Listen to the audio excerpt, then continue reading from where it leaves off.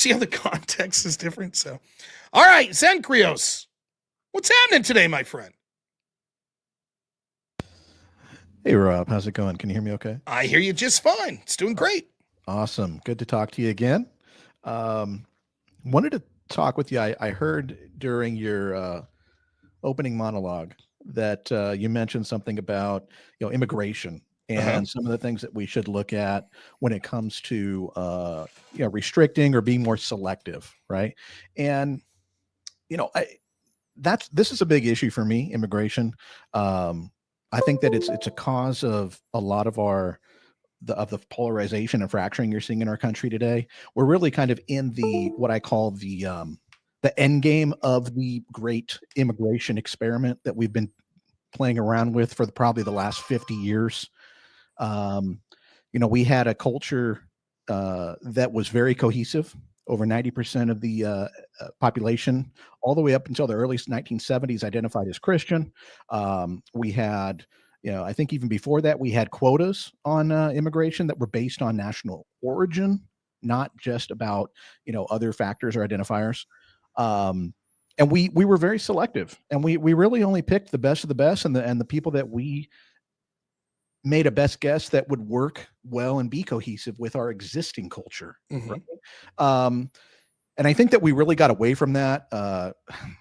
People may not like this, but the Civil Rights Act of 1964, the executive orders and decrees of Lyndon B. Johnson, and then continued on by Nixon, continued on by Reagan, just continuously compounded through different immigration policies that sounded good at the time, but are now showing the results to be very negative and are causing issues. I like to tell my friends, if a terrible event like September 11th ever happened again in this country, um, and hopefully, hope to God it never does. But if it Sure. ever did, I don't think this country would be nearly as united about the response, even if something like a World War II happened. Right, a foreign country declared war against us. I don't believe that our country is cohesive enough today to even declare uh, unilaterally a, a response against that. And that's really dangerous, right? That's really dangerous. I mean, that's the worst case scenario, but we see it today. I always believe that politics is downwind of culture. And what you're seeing, you talked about Mamdani, you talked about, Elon Omar, you talk about all these other representatives, Michigan, and the things that are happening there. These are simply just lagging indicators of the cultural, diversity that we've been forced into, this forced diversity, as I like to call it, where we're importing people that are not they're not cohesive with our culture. And we're seeing that now play out in regions of the country where you can actually, when somebody looks at your name and they say, oh, last name, Lopez, you can probably name 3 states in the United States and you'll be 100% correct on one of them where they live. Mm-hmm. Okay. And that's terrible. Where I work, I deal with a lot of like paperwork and I get a lot of names that come across my desk. And I got to tell you, it's really disheartening to see names that I'm just like, I don't recognize these Yeah. names. I don't know who these people are. I can't even identify who these are. When we're told we have to be shamed to even have that feeling, right? You're supposed to pretend, right? I'm supposed to pretend when I call and someone that could barely speak English is trying to help me, whether they're in the United States or outsourced to India. I'm supposed to pretend when someone of, a religion that's anathema to me, like Islam, moves in next to me, and then the house next to it, and the house next to it, and the house next to it. I'm supposed to be like, oh, I can't notice that, or I'm a bigot. Right? I can't say anything if I notice that my city all of a sudden has like 3 city blocks that's a bunch of people that just speak Spanish and could barely speak English. I'm supposed to act like, well, there's nothing wrong with that. And that's bullshit. There is Yeah. something wrong with it. You know, Well, go ahead. go ahead. I'm sorry. I didn't mean to cut you off. No. Um, Like shared language is important. Shared yes. culture is important, and you're absolutely right. It's something I've talked about a lot. I've talked about this. Right, there was this show. I don't know if it was called Question Time or what. I don't think it was Question Time, but I used to watch these shows all the time from the UK and Canada and other places. They'd have these like talk shows, and one of the topics that came up in this one over and over and over and over and over again was, "What does it mean to be British?" And no one has an answer. Right, to them, it's the same thing. What does it mean to be an American? Well, you're in America. Okay. And that's it. Then you're an American. And it's like, if you're not going to have a country for people based on like sort of ethnic cohesion or religious cohesion, there has to be a cohesion, right? It can't just be group of people living in an area. that can't be it, because like you said, I'm of the same, I've said the exact same thing on show. If 9/11 happened again today, I don't know what the response would be. I think 70 to 80% of the people would be like, oh my goodness, and come together. But there would be 20% that would be like, well, America's the great Satan. And you had this coming. What country did you fuck over that you had that coming? And it really is. It's like, how do you operate continually if you bring in a bunch of people of differing cultures, and you put them all together in a hodgepodge and say now coexist? Yeah. It's not possible. It's ignoring. I'm not saying it's not possible in the sense that, oh well, that just means they'll break out murdering each other. That could happen to some extent, but that's not necessarily the only evil or the only bad thing that could come from that. Like there is no collectivization. I don't give a shit about my neighbor if I have nothing in common with my neighbor. I don't care. The fact that they're on land that's next to me means nothing at the end of the day if we don't have a shared cultural background or something to bring us together. Maybe it's something as simple as we share values. We both share the values of the Constitution, of the Bill of Rights, or something like that. But even at that, we don't see this. Well, okay. So here's where I'll push back a little bit on you here. I believe that there's three major pillars of culture. I think the first pillar is values and beliefs. The second one is norms and practices. And the third is rituals and traditions. I think that's what culture is, if you wanted to break it down. And I put values and beliefs as the first pillar because as a Christian, I believe that Christianity is the pillar that holds up the other pillars, if you want to call it. And, you talked earlier about, I think you mentioned something about, if I had a choice between, this guy that's going to support certain things, but he's not a Christian, and another guy that is Christian, but maybe, I don't care. I'll go with the guy that is going to support more things than, and not really only the Christian guy or something like that. Right. And I don't want to mischaracterize. That's close. And I don't know that I was saying that today, but that's a belief that I would hold. I would rather a Christian that tells me that I'm an evil white man that must open the borders and be continually shamed because my ancestors took land from Native Americans. I would say fuck off more than someone that claimed to be an atheist, but was like totally respect Christian values and think that this is hogwash. This woke shit's hogwash. Right. I would rather go with the latter than the former. Yeah. Well, as a Christian, I would call that Christian that you're describing therein lies the problem. But at the same time, I think what I want to try to emphasize here is, and I have some prescriptions like that I've thought of over the years, right? As I've seen this impact me. I'm a millennial, similar to Andrew, similar to yourself, I believe. I think we're all kind of in that 30s, early 40s. Yeah. So we're all being impacted by this. We're now experiencing the results of all of the kumbaya on both sides of the aisle for the last 50 years that supported all these immigrations, these, very laissez-faire immigration policies. Now, before, just to kind of run down the historical route real quick, a couple of things that I think led to this, right? The biggest one I believe led to it was our change in immigration policy completely. And I do remember or recall that there was a significant change where I mentioned this when I first called in. We used to have a quota system that was based on national origin, right? We used to say, hey, you know what? European countries, Western European specifically, we want to favor you for immigration because we know you're already culturally cohesive. But maybe Asian countries or other, maybe like, and I'm talking like South Asia, like India and other countries like that, you're not maybe culturally cohesive with us. So we're going to limit that, or maybe even just ignore it, right? And not allow it. One of the things that I think that's important that we go back to, and a lot of people say that's discriminatory. Well, sure, making a decision one way or the other is always discriminatory, right? You're making a choice. That's what discrimination is. You're choosing one thing over another. But with immigration, I think that it's important that the first priority we look at is how will you be cohesive with our culture? That begins with Christianity. I know that I think the most recent polls from Pew in 2024, 62% of the U.S. identifies as Christian. And again, early 70s. But you already see the problem. You already see what I'm going to say in response to that.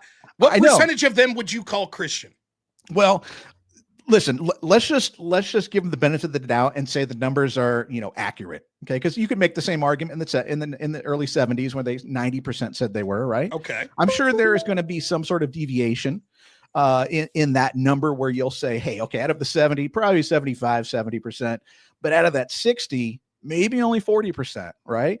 I'm sure there's a healthy number that matches that you can match up on both ends. But the key is to get that identifying number as high as possible, right? So that way that deviation isn't any lower than you want it to be, or that you But prefer. how do you do that in our current system? Because what you're going to suggest is we only allow Christians into the country. Well, I would say, here's the thing. I call this the great backfire. You are backfire. aware that more than 50% of self-identified Christians would vehemently disagree with you. That's in addition. So if only 60% of the country identifies as Christian, and at least 50% of that 60% is going to say we completely disagree with you, and the other 30% are certainly going to disagree with you. Okay, now we have 70 to 80% of the country that vehemently disagrees with you. So what do you do?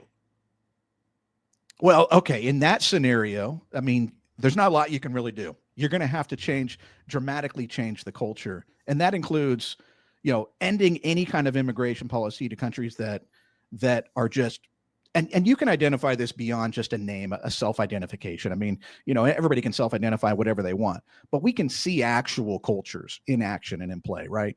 Like if someone says like, 60% of India is Christian. Oh, no, you're not. We know you're not. You can call yourself whatever you want, but you're not. But this is, I don't disagree. But it's going to be difficult given the foundational documents of this country, right? Well, I don't even want to say that. Which documents? Let me. Okay. It will be difficult. That's sort of irrelevant. I misspeak there, but I can make that claim if necessary.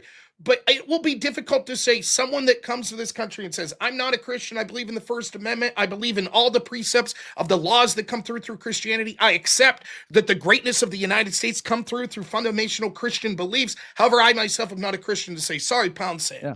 When 80% of the country is going to say, no, I disagree. Whereas the person that comes in that says, I'm a self-identified Christian, you all need to give the land back to the Native Americans because Jesus says to turn the other cheek, and we can't be wealthy, and we need to have socialized medicine, and we need to have, all of this shit. And you're going to say, but I identify that person's not really a Christian.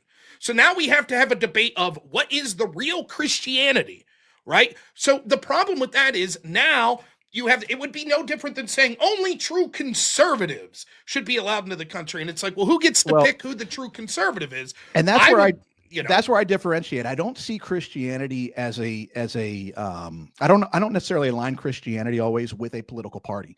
You have to understand, back in the 50s and 60s, a lot of Christians were Democrats. You said this yesterday.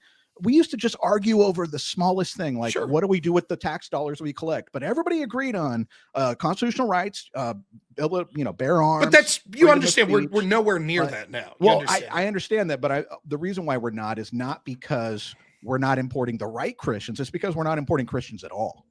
And that's but Christians are like this around the world, right? For example, in the UK, you have old historical churches that are allowing graffiti to be put inside them.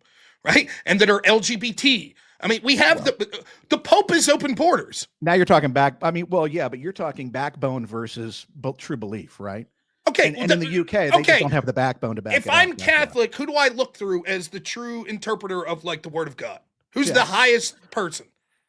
Well, I mean, if you're Catholic, you're gonna, unfortunately, you're gonna look for the Pope, right? You're gonna that's. So if the Pope's open borders, should we bring in Catholics that are open borders? Well, I don't believe so, no. Okay, but are you going to argue they're not really Christian? No, I'm not going to argue if they're really Christian or not. But I will say you understand, this, I would rather take someone who literally abides by the law and culture that doesn't call themselves a Christian, that wouldn't be open borders, than a Catholic that says, I am open borders. Ramaswamy, as an example? Yes. Vivek Ramaswamy is super pro, you could say conservative, right? Sure. But you know what the problem with Vivek Ramaswamy is? When you ask them about actual issues like I don't know if I can say this, abortion, is that okay to say? Yeah. Okay. If you ask him about abortion and some of his stances that are very important to our culture and what I believe Christian culture, he's not going to align anywhere near what a Christian believes. Anywhere near. He, in fact, has already stated he does not support a federal ban. He supports states' abilities to determine it, but he believes in a compromise that's necessary of a 6-week ban. Okay, well, what percentage of Christians do you think support 100% no abortion? What percentage of Christians? Correct. Oh gosh, I wouldn't even be able, I mean, let's just say 60%. I'm throwing a number out, of course. My guess is that Vivek's position on abortion is actually more conservative, more anti-abortion than most self-identified Christians.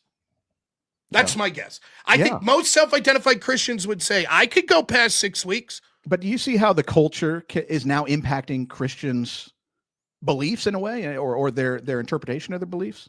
That's the problem.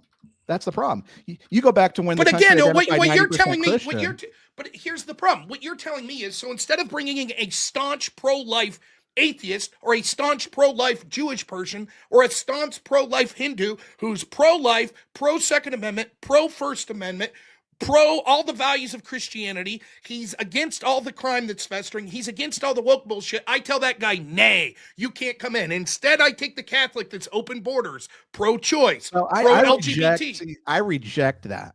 I reject the way you're framing that because you're saying that, well, it's either this guy is an atheist, but he's everything else he's perfect on, which is extremely rare, or I'm going to go ahead and say, here's a Catholic or a Christian that is completely goes against and defies completely what they are taught and what they believe in or what their belief system. But again, that's extremely rare. Again, but one, it doesn't matter as a practical sense because you will never achieve the political will to do what you're suggesting. If you're saying let's just say hypothetically, you're like, actually, the only true Christians are 5% of us. That's it. The rest are all believing things that aren't true Christianity. And they'll say, I disagree with you. Nonetheless, you'd say, I'm right and you're wrong. Catholics, you're wrong. You look to your Pope's open border, you're wrong. You're not a true Christian. Like, okay, even if you say that and you reject it, that is the reality, right? Like, for example, just cursory look when we take the issue of abortion. Yeah. If you take legal in most cases, evangelical Protestants, 24% of self-identified think that abortion should be legal in all or most cases. Mainline Protestants, 64% pro-choice. Catholics, 59%. Yeah. Black Protestants, 71%. Other denominations of Christians, 50 to 60%. Right. All U.S. Christians, 55% identify as more pro-choice than pro-life. Okay, great. Is a Mormon a Christian? I don't know. I would say yes. Well, they identify as Christians, but as a Christian myself, I don't see them as a Christian. Okay, but because they don't share they don't believe in the Triune and the Trinity. Okay, well then what percentage of Christians believe in a manner that you would say makes them really Christian? Well, I would say where my number would come from, I'm looking at it here again, like white evangelical Protestants, 73% believe in total abortion ban. Catholics, 59% of U.S. Catholics believe in a total abortion ban. Now, are you sure? What I'm looking at says 59%. Research. Oh, sorry. Go ahead. I'm looking at this is claiming to be for Pew. Right. It says 59% against it. You're right. Unfortunately, 41% of Catholics in the U.S. Believe that in the full abortion ban. So you're right. There's an internal issue here when you use the word Christian, right? That word is used in many different ways that people are going to disagree with. Okay.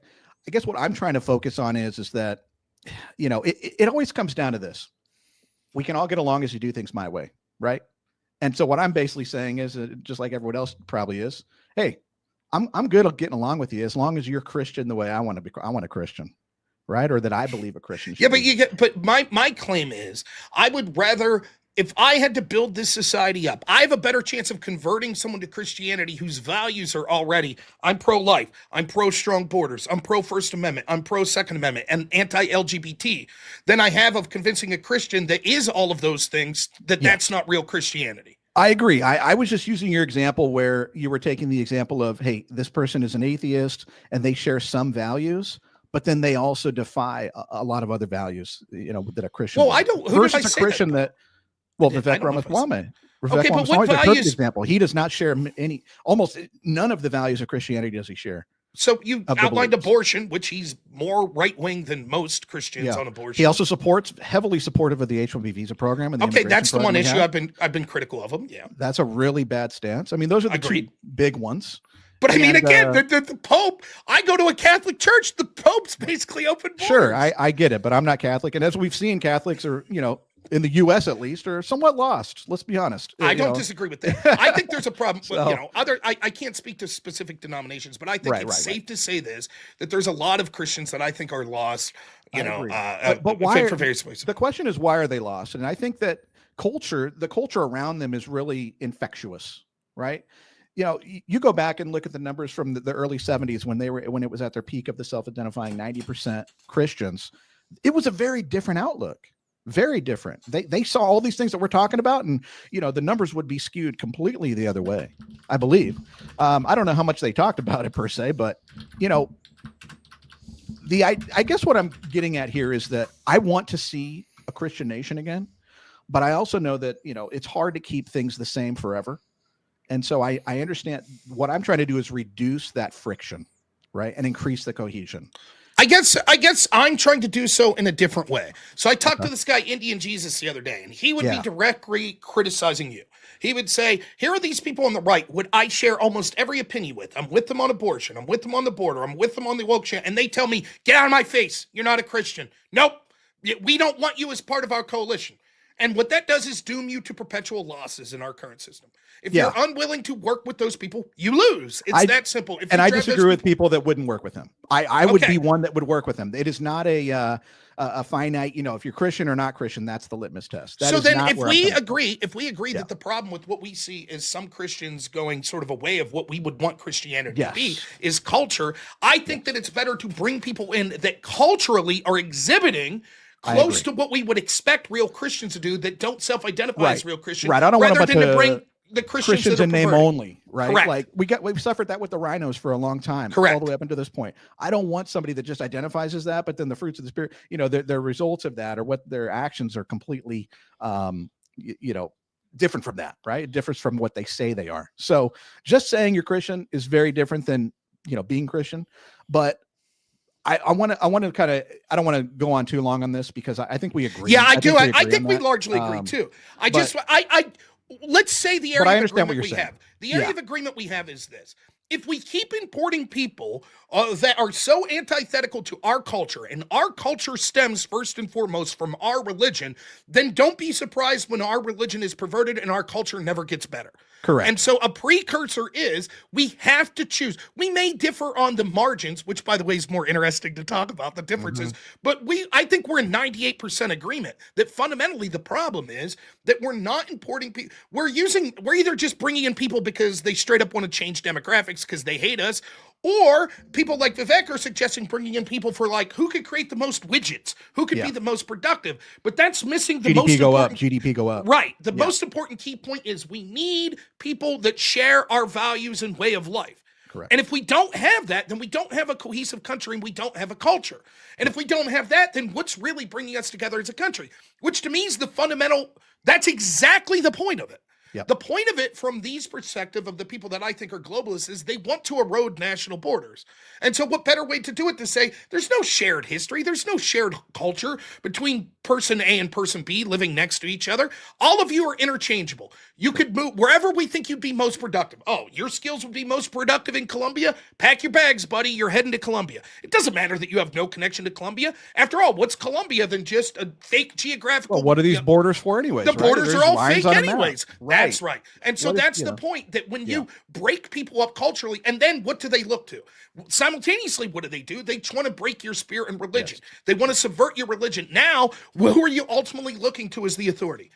Those with power, the neo-feudalists, the lords on the hill, the globalists that are the ones that think that they'll be running, the haves, the 10% of the elites in the world, and they will look at us as just cattle, basically. Yeah. So I don't disagree with you there. I do want to give you one thing to think about. I'm curious about your thoughts. I'll kind of leave you with this, right? So I've been thinking about this whole voting, right? I don't like, I'm very similar to Andrew and his thought process. And I think you might be somewhat on board with this, but I believe in expanding the suffrage. I don't believe that everybody should be able to vote. And I mean that not just I'm not just men should be able to vote only. I'm saying many people in this country shouldn't be able to vote. I'll have to let you go because I got a lot of other people, but I'll answer here real quick. It's a compelling argument. I set what I think, again, I'll repeat as I said earlier tonight. I think that the limitation to voting that almost all of us should be able to agree to that would solve 80% of our problems are people except under strict circumstances such as in critical health or serving in the military. You should have to have an ID and vote in person. That solves 80% of our problems. Can I be compelled to believe that there are other metrics that you should have to achieve before you can have access to voting? Possibly. I certainly think that willfully, even without changing the law, if you're unwilling to try to find an issue that you care about and look into it, no, you shouldn't vote. If you're admittedly ignorant on all of the issues and the candidates, then you shouldn't vote. All right, thanks so much. I bet those glasses make you see better.